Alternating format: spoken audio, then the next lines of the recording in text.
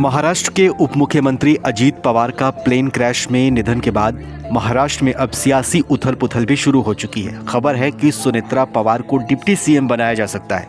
आज सुबह अजीत पवार का अंतिम संस्कार किया गया और अब प्रफुल्ल पटेल, छगन भुजबल और धनंजय मुंडे ने सुनेत्रा पवार से मुलाकात की है। मुलाकात में उन्हें डिप्टी सीएम बनाने को लेकर चर्चा हुई है। ऐसे में इस वीडियो में हम आपको सुनेत्रा पवार के जीवन के बारे में कुछ बेहद खास पहलुओं के बारे में बताएंगे।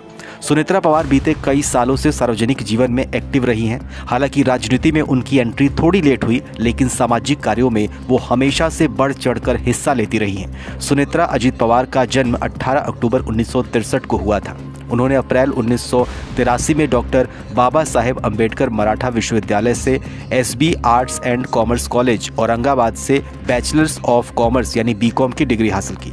साल 1985 में अजीत पवार से उनका विवाह हो गया और वो महाराष्ट्र के सबसे प्रभावशाली परिवारों में से एक पवार परिवार की बहू बन गई।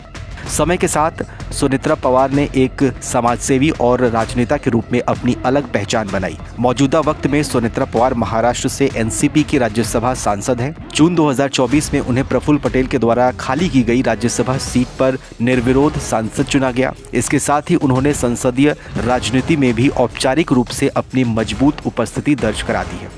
हालांकि लंबे समय तक उन्होंने चुनावी राजनीति से खुद को दूर रखा था, लेकिन हाल के सालों में उन्होंने सक्रिय राजनीति में कदम रखा। 2024 के लोकसभा चुनाव में उन्होंने एनसीपी उम्मीदवार के रूप में बारामती सीट से चुनाव लड़ा।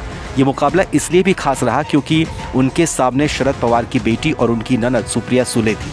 ननद भाभी की इस हाई प्रोफाइल टक्कर ने महाराष्ट्र की राजनीति को और ज्यादा दिलचस्प बना दिया। हालांकि इस चुनाव में सुनेत्रा पवार को हार का सामना करना पड़ा, लेकिन इसके बाद भी वो राजनीतिक चर्चा के केंद्र में बनी रही। सुनेत्रा पवार का कार्यक्षेत्र केवल राजनीति तक सीमित नहीं है। उन्होंने सालों तक सामाजिक और पर्यावरण के मुद्दों पर काम किया है। साल 2010 में उन्होंने एनवायरमेंटल फोरम ऑफ इंडिया यानी EFOI की स्थापना की। यह संगठन पर्यावरण संरक्षण, ऑर्गेनिक खेती, जल संरक्षण और ग्रामीण विकास जैसे विषयों पर केंद्रित है। EFOI के माध्यम से सुनेत्रा पवार ने किसानों, ग्रामीण समुदायों और पर्यावरण संरक्षण से जुड़े अभियानों को समर्थन दिया। इसके अलावा वो शिक्षा के क्षेत्र में भी सक्रिय रही। सुनेत्रा पवार विद्या प्रतिष्ठान जैसे प्रतिष्ठित शैक्षिक संस्थानों की ट्रस्टी भी रही, जो ग्रामीण और छोटे शहरों से आने वाले छात्रों को गुणवत्तापूर्ण शिक्षा प्रदान करने के लिए जाना जाता है। सुनेत्रा और अजीत पवार के दो बेटे हैं, पार्थ पवार और जय पवार।